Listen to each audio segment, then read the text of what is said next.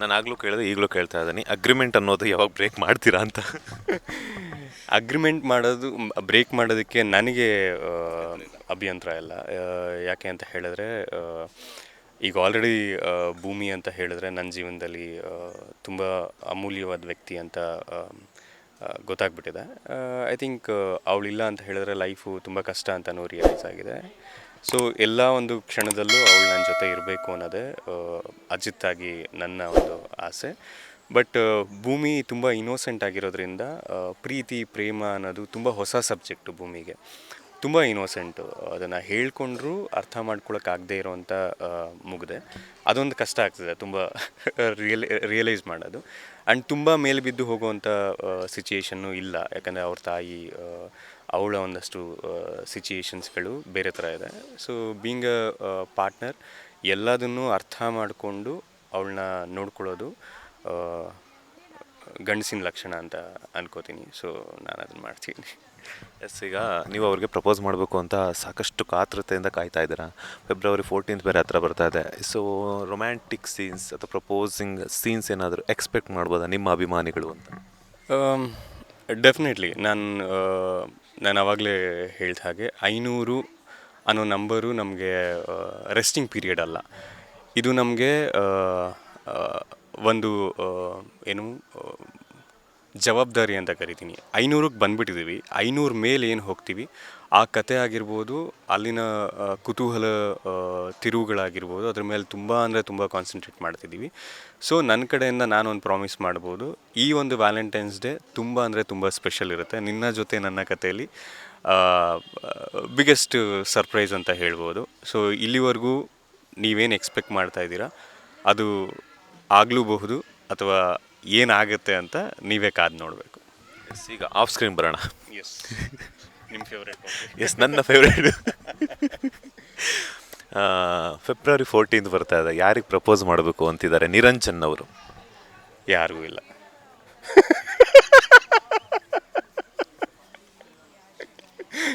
ನಿಮ್ಮ ಕ್ವಶನ್ಗೆ ತುಂಬ ಶಾರ್ಟ್ ಟೈಮಲ್ಲಿ ಆನ್ಸರ್ ಮಾಡಿದ್ದೀನಿ. ಐ ಥಿಂಕ್ ಇದನ್ನು ಏನು ಹೇಳ್ತಾರೆ, ರ್ಯಾಪಿಡ್ ಫೈರ್ ಅಂತ ಹೇಳ್ಬೇಕು ನೀವು. Question and answer. ಅಂದರೆ ನೀವು ಯಾರಿಗೂ ಪ್ರಪೋಸ್ ಮಾಡಬಾರ್ದು ಅಂತ ಅಂದ್ಕೊಂಡಿದ್ದೀರಾ? ಹೌದು. ನಿಮಗೆ ಪ್ರಪೋಸ್ ಬಂದ್ರೆ? ಬರಲ್ಲ ಬಿಡಿ ಸರ್. ಅಲ್ಲಿ ಓರ್ವ ಶಕ್ತಿ ದೇವತೆ ಕಾಯ್ತಾ ಇದ್ದಾರೆ, ಬರೋದಕ್ಕೆ ಬಿಡೋದಿಲ್ಲ. ಹೌದು, ನಾವು ದೇವ್ರನ್ನ ತುಂಬ ನಂಬಬೇಕು. ನಾನು ನಂಬ್ತೀನಿ. ಎಲ್ಲರೂ ನಂಬ್ತಾರೆ. ಈಗ ಆವತ್ತು ನಾನು ಅವರು ಕಾಲ್ ಮಾಡಿ, ಅಮೂಲ್ಯ ಅವ್ರು ಕಾಲ್ ಮಾಡಿ ಪ್ರ್ಯಾಂಕ್ ಮಾಡಿದ್ರು. ಈಗ ನೀವು ಕಾಲ್ ಮಾಡಿ ಪ್ರ್ಯಾಂಕ್ ಮಾಡಬೇಕು. ನನ್ನ ಕಾಲ್ ಪಿಕ್ಕೇ ಮಾಡಲ್ಲ ಅನ್ಕೊತೀನಿ ಅವರು. ವಿನಿ ವಿನಿ ವಿನಿ ಫೋನ್ ಕೊಡಪ್ಪ. ಎಸ್, ಈಗ ಹೇಗೆ ನಡೀತಿದೆ? ನನ್ನ ಅಂತ ಕರೀತಾರೆ ಅವ್ರು ನಿಮಗೆ. ಯಾವ ರೀತಿ ಇದೆ? ಯಾವಾಗ ಭೇಟಿ ಆಗಿದ್ರಿ ಲಾಸ್ಟ್ ಟೈಮು? ಲಾಸ್ಟ್ ಟೈಮ್ ಭೇಟಿನ ತುಂಬ ಆಫನ್ ಆಗಿ ಮೀಟ್ ಆಗ್ತಾನೆ ಇರ್ತೀವಿ. ಸೊ ಲಾಸ್ಟ್ ಟೈಮ್ ಅಂತ ಕೇಳ್ತು ಅಂತ ಹೇಳಿದ್ರೆ ಅದು ರೀಸೆಂಟಾಗೇ ಇರುತ್ತೆ. ತುಂಬ ಗ್ಯಾಪ್ ಏನು ತೊಗೊಳಲ್ಲ, ಯಾಕಂದರೆ ಫ್ಯಾಮಿಲಿ ಫ್ರೆಂಡ್ಸ್ ಎಲ್ಲ ಸರೌಂಡಿಂಗೇ ಇರೋದ್ರಿಂದ. ಎಸ್ ಎಸ್ ಎಸ್, ಈಗ ಹೆಂಗೆ ಅನಿಸುತ್ತೆ? ಲೈಕ್ ಈಗ ಮಾಡ್ತಿದ್ದೀರಾ? ಎಂಡಾಗ್ತದೆ.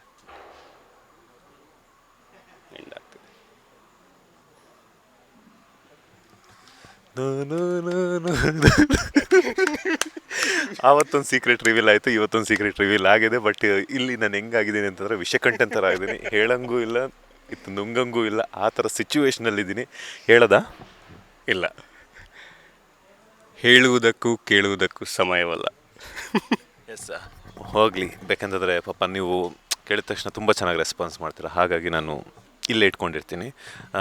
ನೆಕ್ಸ್ಟ್ ಒಂದಿನ ಅವ್ರು ಹೇಳಿದ್ದಾರೆ ಒಂದಿನ ಆಗುತ್ತೆ ಅಂತ. ನಿಮ್ಮ ಪ್ರಕಾರ ಪ್ರೀತಿ ಅಂತ ಅಂದರೆ ಏನು? ಯಾಕಂದರೆ ಫೆಬ್ರವರಿ 14th ಬರ್ತಾ ಇದೆ. ಸೊ ನಿರಂಜನ್ ಅವ್ರ ಪ್ರಕಾರ ಪ್ರೀತಿ ಅಂತಂದರೆ ಏನು? ನಂಬಿಕೆ ಅಷ್ಟೇ ಅನ್ಕೊತೀನಿ. ನಂಬಿಕೆ ಅಂತ ಹೇಳ್ತೀನಿ. ಒಂದು ಪ್ರಯಾರಿಟಿ ಅಂತ ಫೀಲ್ ಮಾಡ್ತೀವಿ. ಆಪೋಸಿಟ್ ಪರ್ಸನ್, ನನ್ನ ಲೈಫ್ ಪಾರ್ಟ್ನರ್ ಹ್ಯಾಪಿನೆಸ್ ಆಗಿರ್ಬೋದು ಅಥವಾ ಅವಳ ಹ್ಯಾಪಿನೆಸ್ಸೇ ನನ್ನ ಪ್ರಯಾರಿಟಿಯಾಗಿ ನೋಡುವಂಥ person. I think every human being deserve happiness. ಈಗ ಅಮೂಲ್ಯ ಅವರಂತೂ ಪ್ರ್ಯಾಂಕ್ ಮಾಡೋಣ ಅಂತ ಹೇಳ್ಬಿಟ್ಟು ಟ್ರೈ ಮಾಡಿದ್ವಿ, ಬಟ್ ಆಗಲಿಲ್ಲ. ಸೊ ತೆಲುಗು ಸೀರಿಯಲ್ ಶೂಟಿಂಗ್ ನಡೀತಿರ್ಬೇಕಾದ್ರೆ ಅವ್ರಿಗೆ ಕೈ ಕಟ್ಟಾಗಿದೆ ಅನ್ನೋ ಒಂದು ಕಾರಣಕ್ಕಾಗಿ ನೀವು ಅವ್ರಿಗೆ ಹೋಗಿದ್ರಿ, ಅವರ ಸೀರಿಯಲ್ ಸೆಟ್ಗೆ ಹೋಗಿದ್ರಿ. ಸೊ ಹೆಂಗಿತ್ತು ಆ ಒಂದು ಎಕ್ಸ್ಪೀರಿಯನ್ಸ್? ಯಾಕಂತಂದರೆ ಒಂದು ಕಡೆ ಸ್ಮಾಲ್ ಸ್ಕ್ರೀನಲ್ಲಿ ತೆಲುಗು ಪ್ಲಸ್ ಕನ್ನಡ ಆಡಿಯನ್ಸ್ ನಿಮ್ಮಿಬ್ಬರ ಒಂದು ಪೇರಿಗೆ ಸಾಕಷ್ಟು, ಬಿಕಾಸ್ ಕಮ್ಲಿ ಟೈಮಿಂದನೂ ಕೂಡ ಸಾಕಷ್ಟು ಪ್ರೀತಿಯನ್ನು ಕೊಡ್ತಾ ಇದ್ದಾರೆ. ಆ ಪೇರ್ನ ರಿಯಲ್ ಲೈಫಲ್ಲೂ ನೋಡಬೇಕು ಅನ್ನುವಂಥ ಆಸೆ ಆಕಾಂಕ್ಷೆಗಳನ್ನು ಇಟ್ಕೊಂಡಿದ್ದಾರೆ. ಸೊ ಏನು ಹೇಳ್ತೀರಾ? ಇಲ್ಲ, ಆ ಒಂದು ಪ್ರೀತಿಗೆ ನಿಜಕ್ಕೂ ಖುಷಿ ಆಗುತ್ತೆ. ಯಾಕಂತ ಹೇಳಿದ್ರೆ ನನ್ನ ಲೈಫಲ್ಲಿ ಕಮಲಿ ಅನ್ನೋದು ತುಂಬಾ ಸ್ಪೆಷಲ್ ಪ್ರಾಜೆಕ್ಟ್. ಯಾಕಂತ ಹೇಳಿದ್ರೆ ನಾನು ಇದನ್ನು ಮುಂಚೆನೂ ಹೇಳಿದ್ದೀನಿ, ತುಂಬ ಪ್ರಾಜೆಕ್ಟ್ಗಳನ್ನ ಮಾಡಿದ್ದೀನಿ. ಬಟ್ ನಾನು ಹೀರೋ ಆಗಿ ಜನಗಳಿಗೆ ಪರಿಚಯ ಆಗಿರುವಂಥ ಮೊದಲನೇ ಪ್ರಾಜೆಕ್ಟು ಕಮಲಿ. ಆ, ಎಲ್ಲ ಕ್ಯಾರೆಕ್ಟರ್ ಅಂದರೆ ತಮ್ಮನ ಕ್ಯಾರೆಕ್ಟರಿಂದ ಸ್ಟಾರ್ಟ್ ಮಾಡಿದ್ದು ನಾನು ಇಂಡಸ್ಟ್ರಿನ. ಸೊ ಆಬ್ವಿಯಸ್ಲಿ ಇರುತ್ತೆ, ಓಕೆ ತಮ್ನೇಲಲ್ಲಿ ಬರಬೇಕು, ಸೀರಿಯಲ್ ಟೈಟ್ಲ್ ಕಾರ್ಡಲ್ಲಿ ನನ್ನ ಫೋಟೋ ಇರಬೇಕು ಅನ್ನೋದು. ಬಟ್ ಅದನ್ನು ಸಂಪಾದನೆ ಮಾಡೋ ಹಾಗೆ ಮಾಡಿದ ಸೀರಿಯಲೇ ನನಗೆ ಕಮಲಿ. ತುಂಬ ಸ್ಪೆಷಲ್ ಬಾಂಡಿಂಗ್ಸ್ಗಳಿದೆ ಆ ಸೀರಿಯಲ್ ಜೊತೆ. ಡೆಫಿನೆಟ್ಲಿ ಆ ಒಂದು ಪ್ರಾಜೆಕ್ಟಿಂದ ತುಂಬ ಫ್ಯಾನ್ ಬೇಸ್ ಕ್ರಿಯೇಟ್ ಆಗಿತ್ತು ನನಗೂ ಮತ್ತು ಅಮೂಲ್ಯ ಅವ್ರಿಗೂ. ಆ ಒಂದು ಮೂಮೆಂಟ್ ಬಗ್ಗೆ ಮಾತಾಡೋಕ್ಕೆ ಹೋಯಿತು ಅಂತ ಹೇಳಿದ್ರೆ, ನಾನು ಸತ್ಯಭಾಮ ಅನ್ನೋ ಒಂದು ಸೀರಿಯಲ್ ಸೆಟ್ಟಲ್ಲಿರ್ತೀನಿ. ಇವರು ಗುಂಡಿನಿಂದ ಗುಡಿಗಂಟಲು ಅನ್ನೋ ಸೀರಿಯಲ್ ಸೆಟ್ಟಲ್ಲಿರ್ತಾರೆ. ಸೊ ನನಗೊಂದು ಕಾಲ್ ಬರುತ್ತೆ, ಈ ಥರ ಕೈ ಕುಯ್ಕೊಂಬಿಟ್ಟೆ ಅಂತ ಹೇಳಿಬಿಟ್ಟು. ನಂಗೆ ಸ್ವಲ್ಪ ಪ್ಯಾನಿಕ್ ಆಗ್ತೀನಿ ನಾನು. ಯಾಕೆಂತ ಹೇಳಿದ್ರೆ ಗೊತ್ತು ಅವ್ರು ಏನಾದ್ರು ಚಾಕು ಇಟ್ಕೊಂಡ್ರೆ ಕುಯ್ಕೊಳ್ಳೋವಂಥ ಟ್ಯಾಲೆಂಟ್ ಅವ್ರಿಗೆ ಜಾಸ್ತಿ ಇದೆ ಅಂತ ಹೇಳಿಬಿಟ್ಟು. ಯೂಶ್ವಲಿ ಕುಯ್ಲ ಅಂತೀನಿ, ಇವರು ಕುಯ್ಕೊತಾರೆ ಅಷ್ಟೇ. ಇವ್ರಿಗೆ ದೊಡ್ಡ ಗುಣ ಅದು. ಸೊ ಆ ಮೂಮೆಂಟಲ್ಲಿ ನಂಬಿಕೆ ಬಂತು. But at the same time ನನಗನ್ಸಿದ್ದು, ಓಕೆ ಕುಯ್ಕೊಂಡಿದ್ದ ತಕ್ಷಣ ಇಷ್ಟೊಂದು ಒಬಿಡಿಯೆಂಟಾಗಿ ಒಪ್ಕೊಳ್ಳೋ ಅಂಥದ್ದಾಗಿರ್ಬೋದು, ಅಥವಾ ಬೋಲ್ಡಾಗಿ ನನಗೆ ಫೋನ್ ಮಾಡಿಬಿಟ್ಟು ಕುಯ್ಕೊಂಡಿದ್ದೀನಿ ಅಂತ ಹೇಳೋಷ್ಟಾಗಿರ್ಬೋದು ಇಲ್ಲ, ಅದನ್ನು ಮುಚ್ಚಿಡ್ತಾರೆ.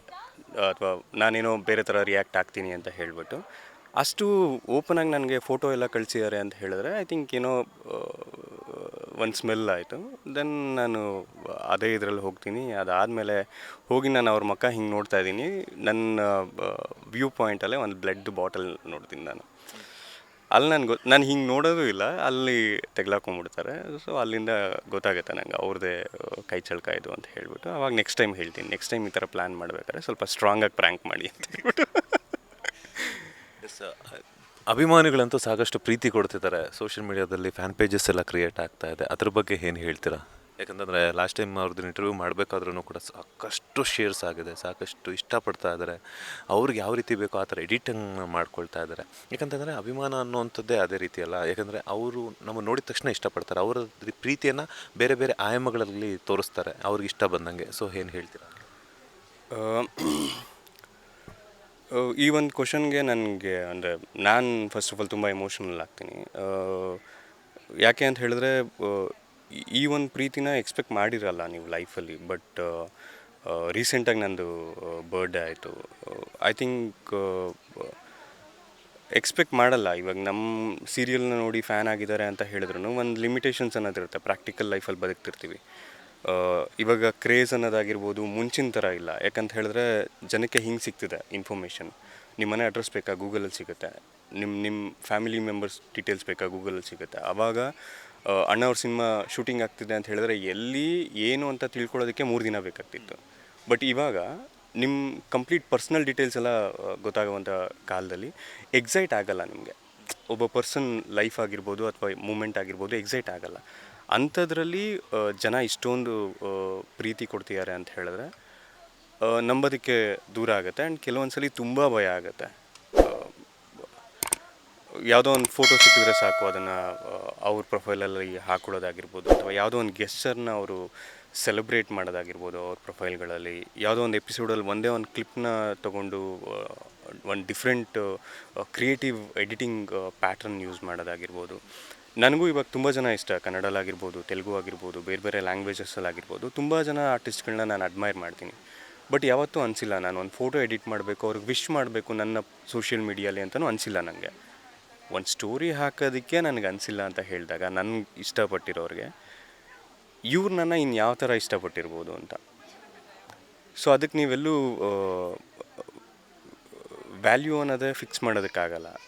ಥ್ಯಾಂಕ್ಸ್ ಹೇಳೋದು ಕಡಿಮೆ ಅನಿಸುತ್ತೆ. ಅವ್ರ ಎಫರ್ಟ್ಸ್ಗಳನ್ನ ರೆಕಗ್ನೈಸ್ ಮಾಡೋದು ಅಥವಾ ಅದಕ್ಕೊಂದು ಟೈಮ್ ಕೊಡಬೇಕು ಅನ್ನೋದು ತುಂಬ ಕಡಿಮೆ ಅಂತ ಅನಿಸುತ್ತೆ. ಐ ಥಿಂಕ್ ನನಗೆ ದೇವರು ಕೊಟ್ಟಿರೋಂಥ ವರ ಅನ್ಕೊತೀನಿ. ಇಷ್ಟು ಜನ ಪ್ರೀತಿಸ್ತಾರೆ, ಇಷ್ಟು ಜನ ಹಾರೈಸ್ತಾರೆ.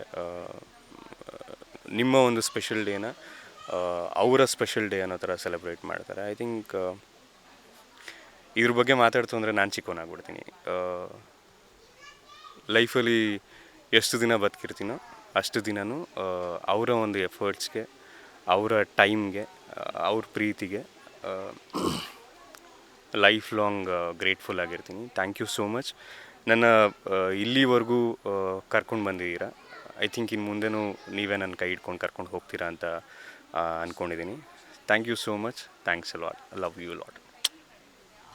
ಆದಷ್ಟು ಬೇಗ ಗುಡ್ ನ್ಯೂಸ್ ಕೊಡ್ತೀನಿ, ನನ್ನ ಆಸೆ ಈಡೇರುತ್ತೆ ಅಂತ ಹೇಳಿದ್ರೆ ಅಭಿಮಾನಿಗಳಿಗೆ ಗುಡ್ ನ್ಯೂಸ್ ಯಾವಾಗ ಕೊಡ್ತಾರೆ ಅಂತ ನಿರಂಜನ್ ಅವರು? ಅದೇ ಸರ್ಪ್ರೈಸ್.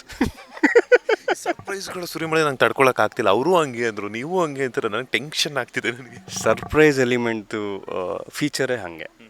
ಇವಾಗ ಗಿಫ್ಟು ರ್ಯಾಪ್ ಮಾಡಿ ಮುಂದೆ ಇಟ್ಕೊಂಡಿರ್ತೀವಿ, ಅದು ಓಪನ್ ಮಾಡೋ ತನಕ ನಿಮಗೆ ಕ್ಯೂರಿಯಾಸಿಟಿ ಇದ್ದೇ ಇರುತ್ತೆ. ಹಾಗೆ ಓಪನ್ ಮಾಡಿದ್ಮೇಲೆ ಅದು ಗೊತ್ತಾಗುತ್ತೆ. ಸೊ ಓಪನ್ ಮಾಡೋವರೆಗೂ ಆ ಕ್ಯೂರಿಯಾಸಿಟಿ ಹಾಗೆ ಇರಬೇಕು. ಆವಾಗಲೇ ಸರ್ಪ್ರೈಸ್ಗೆ ಒಂದು ಬೆಲೆ ಇರೋದು. ಅವ್ರಿಗೆ ಏನು ಹೇಳೋದಿದೆ ಎಲ್ಲ ಹೇಳ್ಬಿಟ್ಟಿನಿ ಆಲ್ರೆಡಿ. ನಾನು ಇದ್ದೀನಿ ಅಂತ ಅಲ್ಲ. ಹೌದು, ದೊಡ್ಡವರಂದರೆ ನನಗೆ ಆ್ಯಕ್ಚುಲಿ ನೀವು ಒಂಥರ ನಮ್ಮಂಥವ್ರಿಗೆಲ್ಲ ಇನ್ಸ್ಪಿರೇಷನ್. ಬಿಕಾಸ್ ಯಾಕಂದ್ರೆ ಆ್ಯಂಕರಿಂಗ್ ಮಾಡಿ ಇದಾದ ನಂತರ ಆ್ಯಕ್ಟಿಂಗ್ ಮಾಡ್ತಿರೋವಂಥವ್ರಲ್ಲ ನೀವು. ಹೌದು. ಆ್ಯಂಕರಿಂಗಲ್ಲ, ಇದು ಇನ್ನೂ ಚಿಕ್ಕವರಾಗಿದ್ದೀನಿ.